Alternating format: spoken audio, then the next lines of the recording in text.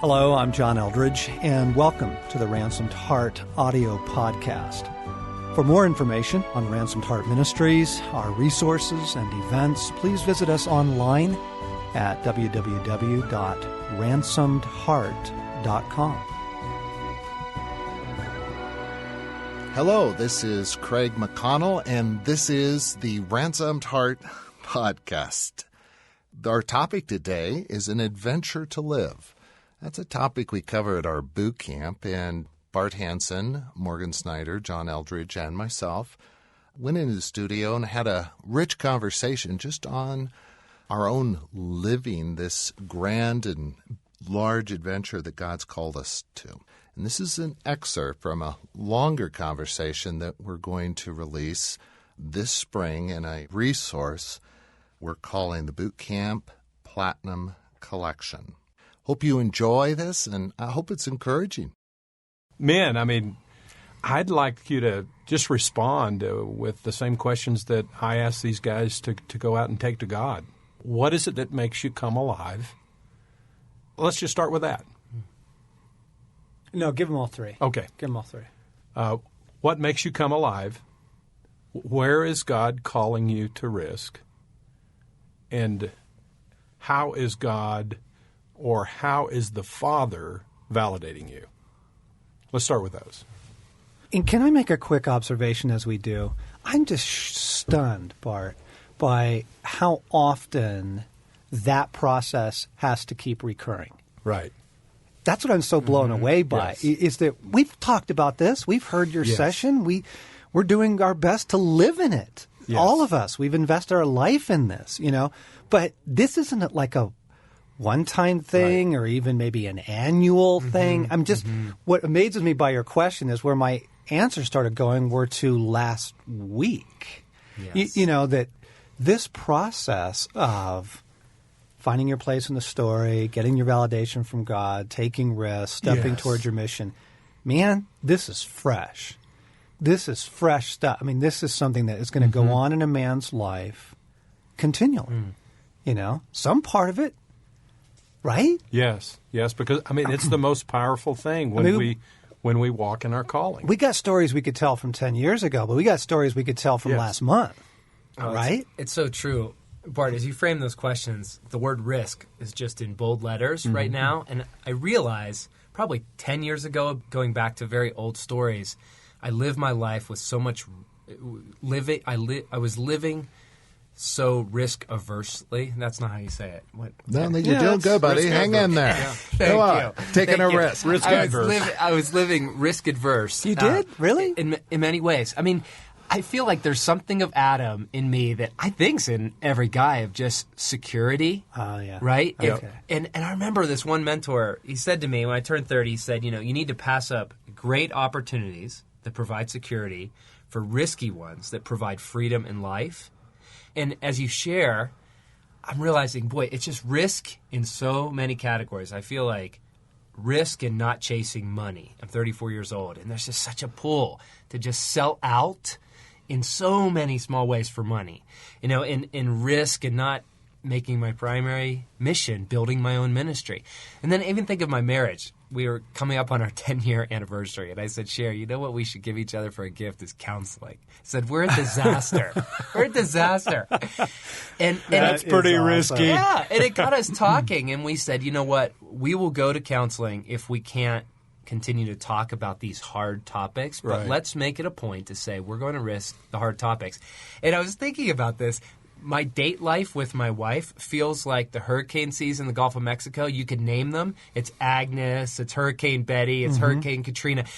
Every time we've got together over the last several months, it feels like a storm. Right. And it just feels so risky, but rather than trying to avoid it, Bart, your teaching's really helping me realize that there's life to be found in it. There's God to be found in it.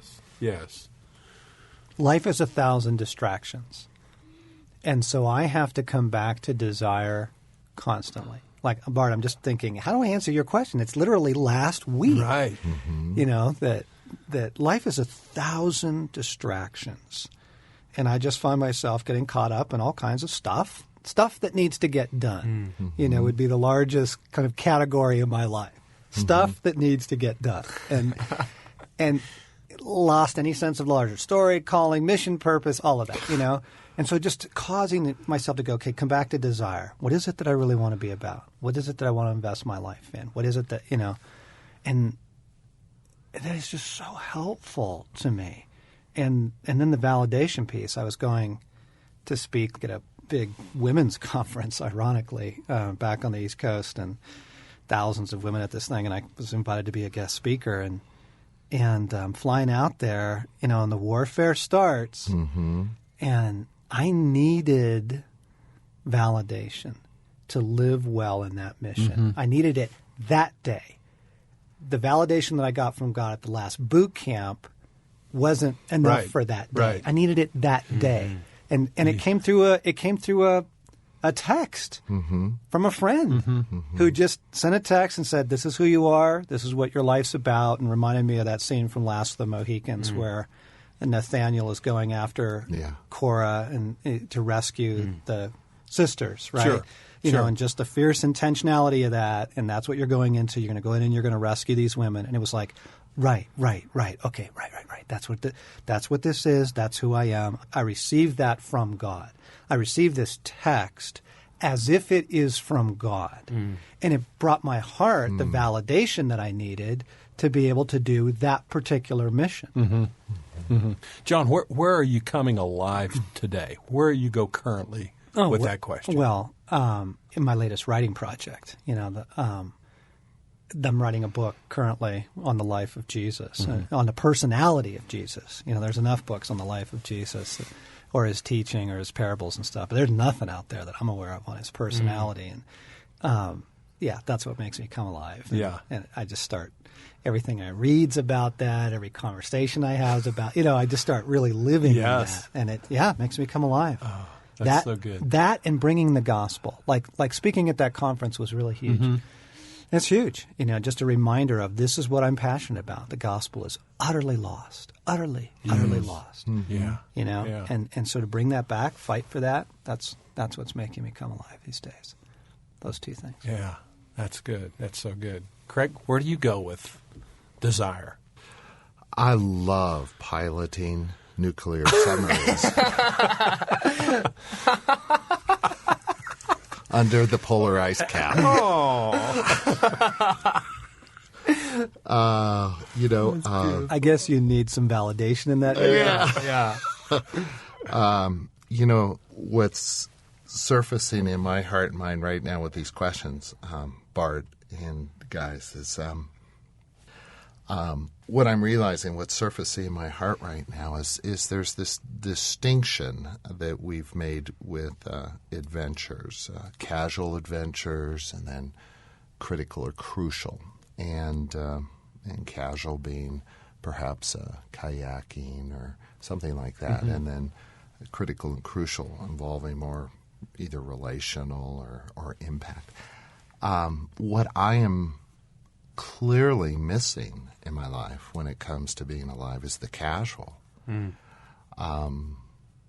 What makes me come alive, John, when you're talking about this week, or Morgan this week, is I absolutely love taking this message and coaching men in how to do this in their context, and being in that role of mentor, trainer, coach, and seeing them do this. So whether that's international or here, just seeing guys take this message and being able to give them some personal and then ministry help, I don't think there's anything that excites me more than that right now. Yeah. On another level, this summer was a summer of some intense counseling, and I found some stuff in me. My relational style was so exposed, and it's freaking 40 times a day.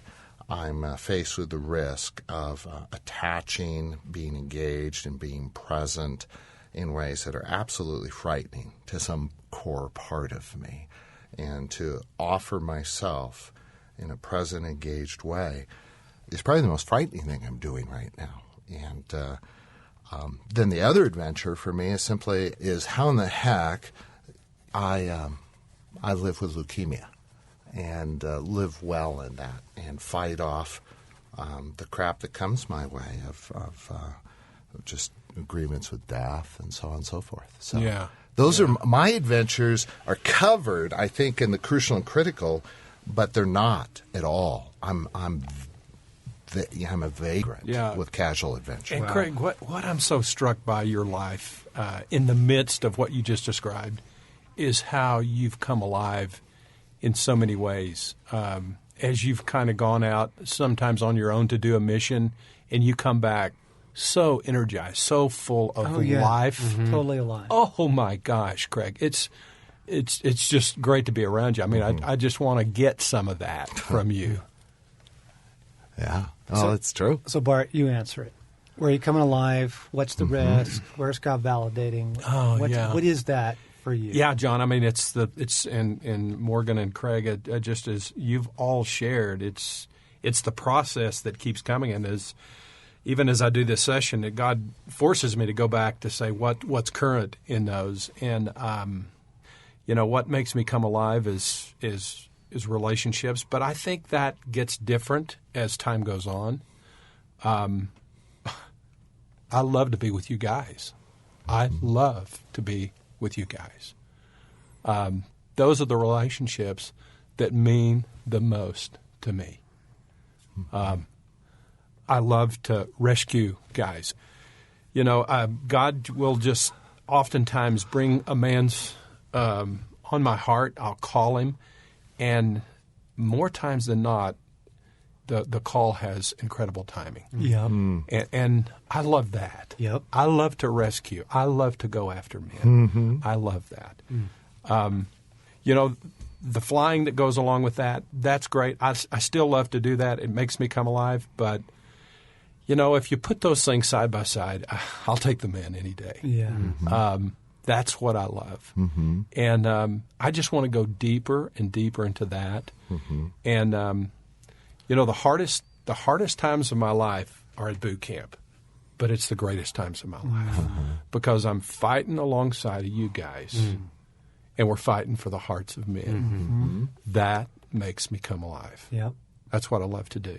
Mm-hmm. And I'd say the risk is in my brokenness, to expose that brokenness in order to bring God into that, to heal me, to make me a better man, to make me a better husband. And he's certainly done that.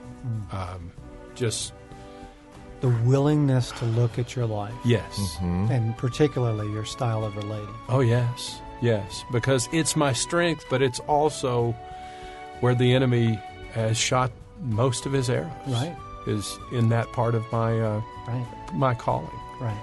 So that's the thing that's most current for me. Well, that was a bit of our conversation that the four of us had on an adventure to live. Hope that was good for your heart. And if you want any information about some of the resources we have, what we're up to, events, and so on, contact us at ransomheart.com.